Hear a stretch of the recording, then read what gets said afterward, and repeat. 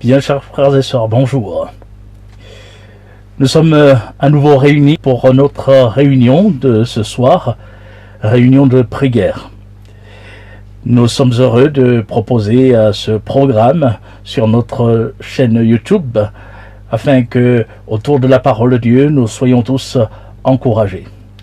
Tout d'abord, nous espérons que chacun se porte bien et dans tous les cas, nous sommes ensemble dans la prière, pensant les uns aux autres et nous soutenons mutuellement dans la présence de Dieu. Que le Seigneur nous bénisse ensemble. Je vous propose pour aujourd'hui une méditation dans le livre de 2 Samuel, au chapitre 15, verset 31. Nous pouvons lire ensemble une prière qui a été adressée par le roi David. Il est dit ceci: on vint dire à David, Achitophel est avec Absalom parmi les conjurés. Et David dit, ô Éternel, réduis à néant les conseils d'Achitophel. C'est sur cette prière de David que je voudrais m'arrêter. Ô Éternel, réduis à néant les conseils d'Achitophel.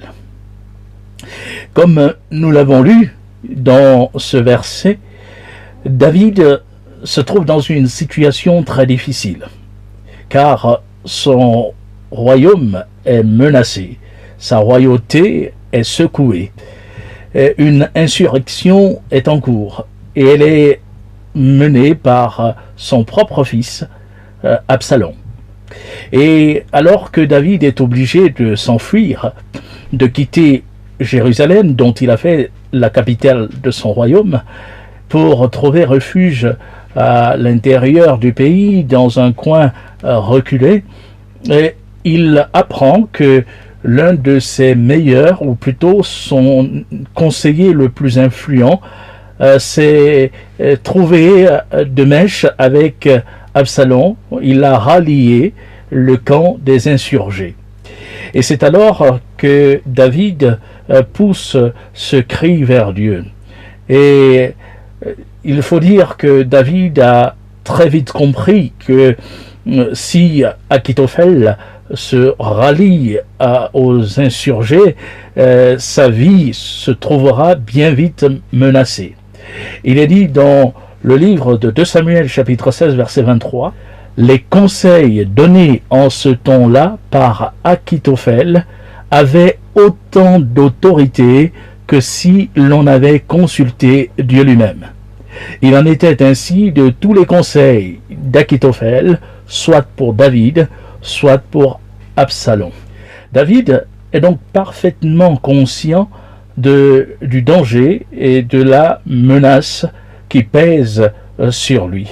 Et il ne trouve d'autre recours que de se tourner vers Dieu et de pousser ce cri: ô Éternel, réduis à néant les conseils d'Achitophel. C'est le cri du cœur. Et je voudrais nous exhorter ce soir à pousser encore un cri vers Dieu. Et l'enseignement majeur qu'on peut tirer, ou l'un des enseignements majeurs que l'on tire de ce texte, c'est que Dieu entend le cri du cœur. Il arrive des moments dans la vie où aucun appui humain ne se trouve efficace pour nous rassurer. Et dans la circonstance où se trouvait David, il n'y avait aucun homme qui pouvait véritablement le rassurer, aucun homme qui pouvait véritablement lui accorder un appui sûr. Il se trouve trahi par son fils, il se trouve trahi par quelques-uns de ses conseillers, et par le plus influent de ses conseillers. Alors, il sait bien qu'il est affaibli, et dans sa faiblesse, il ne trouvera de solution qu'en Dieu seul. Et il pourra pousser ce cri: ô Éternel, réduis à néant les conseils d'Achitophel. Dieu reste un secours dans la détresse. Et la meilleure chose que nous puissions faire dans le contexte que nous connaissons, c'est de nous tourner vers Dieu et de trouver en lui tout notre appui. L'Écriture, dans la suite du récit, nous montre que Dieu a entendu le cri du cœur de David. Dans 2 Samuel chapitre 17, verset 14, nous pouvons lire ceci. Absalom et tous les gens d'Israël dirent: le conseil de Hushaï l'Archien vaut mieux que le conseil d'Akitophel. Et il est ajouté ce commentaire: or, l'Éternel avait résolu d'anéantir le bon conseil d'Akitophel afin d'amener le malheur, c'est-à-dire son jugement, sur Absalom. Or, l'Éternel avait résolu d'anéantir le bon conseil d'Akitophel. David avait dit: ô Éternel, réduis à néant le conseil d'Akitophel. Et l'Éternel a réduit à néant le conseil d'Akitophel. Dieu a écarté la menace qui pesait sur David. Si le plan d'Akitophel avait été exécuté, David aurait été un homme mort cette nuit même. Et il se trouve que dans sa miséricorde, Dieu a écarté ses projets qui consistaient à vouloir le mal sur la vie de David. Dans une autre circonstance, David avait déjà expérimenté toute l'étendue de la bonté de Dieu lorsque, acculé face à l'adversité, et il a dû crier à Dieu. Et c'est ainsi que dans le psaume 34, verset 7, il pouvait exprimer ceci: quand un malheureux crie, l'Éternel entend et il le sauve de toutes ses détresses.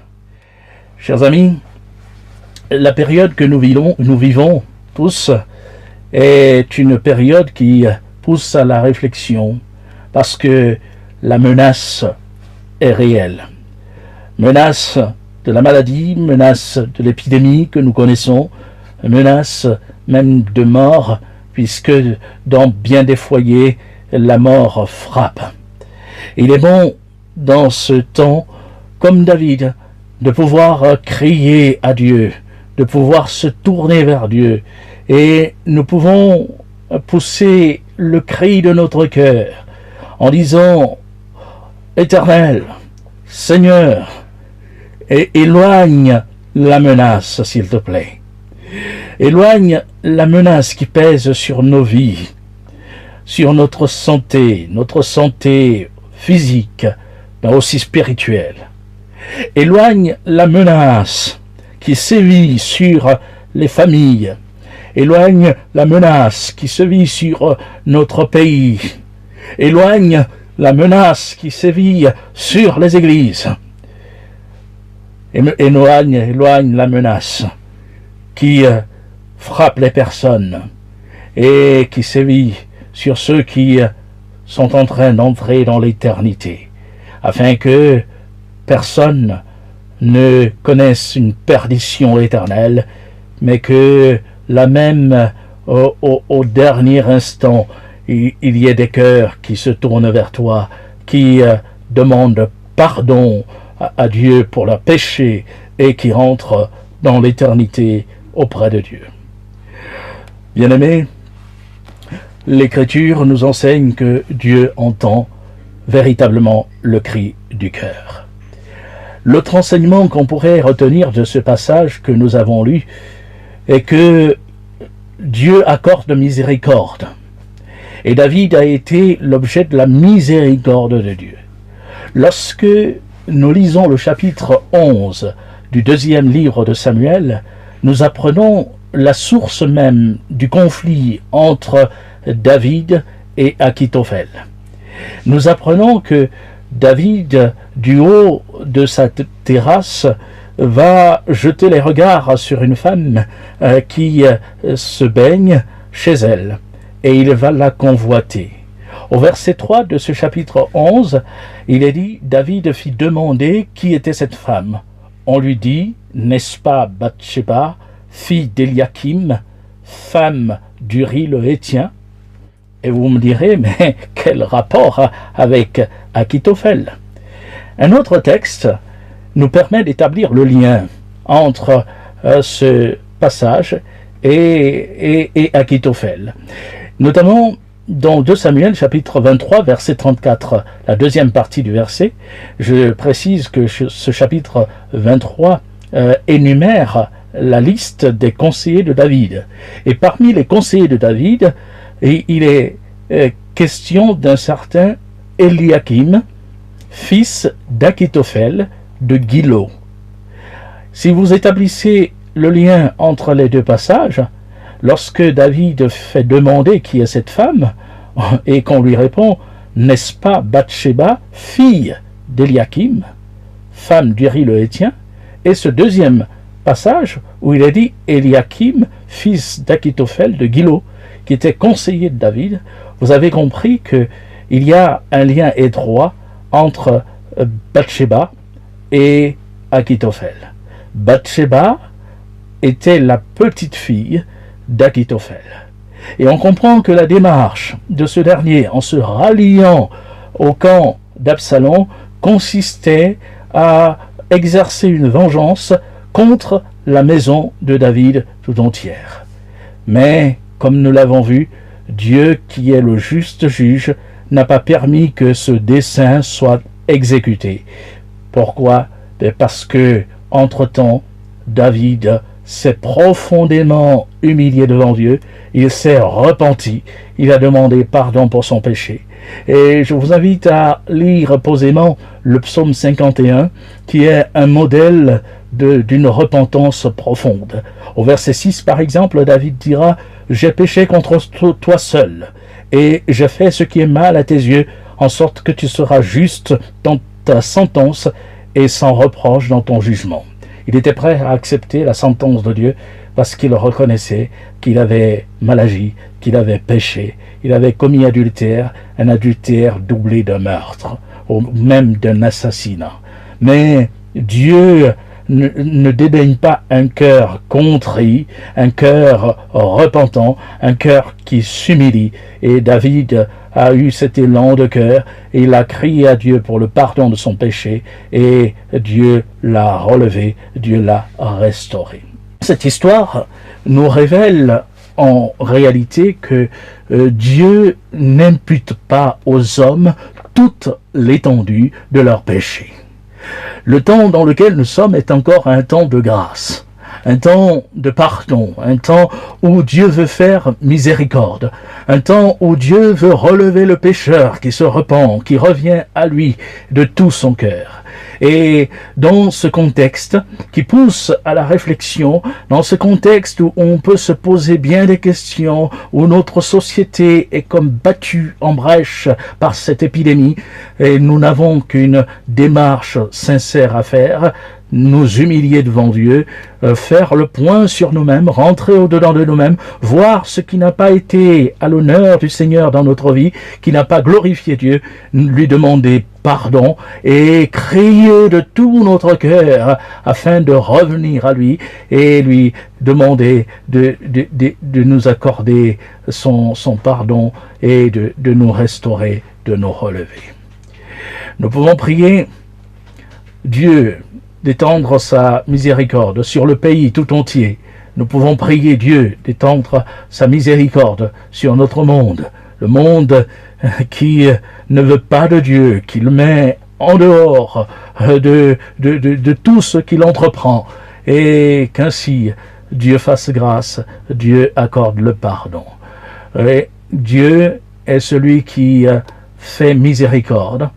Et je disais que nous sommes encore dans un temps de grâce, car l'Écriture nous dit que alors que nous étions sans force, Christ est mort pour les pécheurs au moment fixé.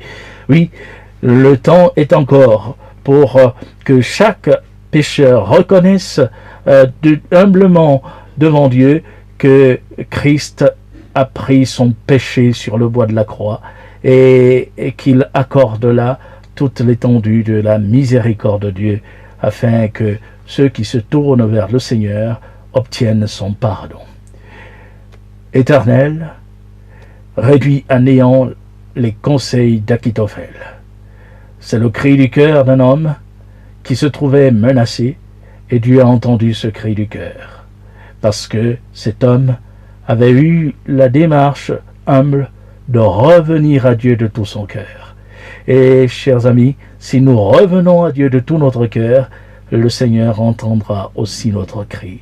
Alors que ce soit pour nous une démarche sincère, émanant de tout notre cœur, en faveur de nos vies, en faveur de notre pays, en faveur du monde dans lequel nous sommes, et qu'ainsi plusieurs reviennent au Seigneur. Dieu entend les prières, Dieu entend les supplications, et nous voulons encore le supplier de nous accorder sa faveur. Merci de m'avoir suivi, que Dieu vous bénisse abondamment, et nous croyons qu'il le fera encore. Bon temps de prière, et je vous dis à bientôt. On se donne rendez-vous dès jeudi. Que Dieu vous bénisse. Bonne soirée. Au revoir.